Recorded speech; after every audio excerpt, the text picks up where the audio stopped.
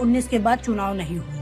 मुझे लगता है चुनाव की कोई ज़रूरत भी नहीं है। जब तक इलेक्शन कमीशन इनके साथ है तब तक तो कोई भी ज़रूरत नहीं है। आराम से देश को डिक्टेटरशिप की तरफ ढकेले लिए जाओ, लेकिन एक बात याद रखना कि परिणाम हमने हिटलर का भी देख रखा है और गद्दाफी का भी। अब की बार जो बिहार के चुनाव के परिणाम आए हैं वो चौंकाने वाले ही नहीं, संदिग्ध भी हैं। जिन कस्बों या गांव से बीजेपी को गोबर मारकर भगाया गया था, उन क्षेत्रों से भी बीजेपी जीत गई है। बिहार के चुनाव के परिणाम के पहले जेडीयू के एक्स हैंडल पर एक पोस्ट आती है जिसमें लिखा था, Nitish Kumar was, is and will remain the chief minister of Bihar. जिसका मतलब है कि नीतीश कुमार थे, हैं और रहेंगे बिहार के मुख्यमंत्री।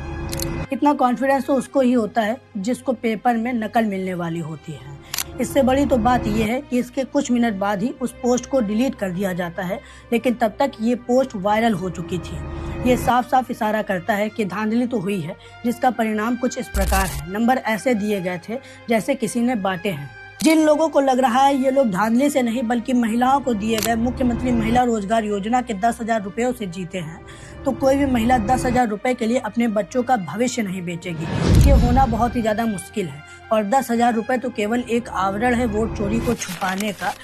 इसे शायद SIR के साथ प्लान बी भी कहा जा सकता है। लेकिन एक बात हजम करना बहुत ही ज़्यादा मुश्किल है, और वो है कि अररिया, किशनगंज और सीमांचल ये कुछ ऐसी जगहें हैं जहां पर मेजॉरिटी ऑफ पीपल्स पैसा लेने के बाद भी बीजेपी और नीतीश कुमार को देखना नहीं पसंद करती हैं, और वहीं से भारी मतों से लोग जीत रहे हैं। और प्रशांत किशोर जैसे लोग जो कि शिक्षा, रोजगार और पलायन को रोकने के लिए काम करने वाले थे, उनकी एक भी सीटें नहीं आ रही हैं। जो आगे चल के बिहारियों को अदर स्टेट से गाली खिलाने से बचाने वाले थे, बिहारी लोग उन्हें खुद गाली दे रहे हैं। अभी जो मैं बोल रहा हूँ उसमें कड़वाहट है, लेकिन उसमें सच्चाई भी है। बिहारी गाली प्रशांत किशोर को नहीं दे रहे हैं, बल्कि बिहारी खुद एक गाली बन चुकी है। दिल्ली, मुंबई, हरियाणा, पंजाब जैसे क्षेत्रों में बिहारियों को हमेशा दुत्कारते रहते हैं, बिहारी कहकर गाली दी जाती है।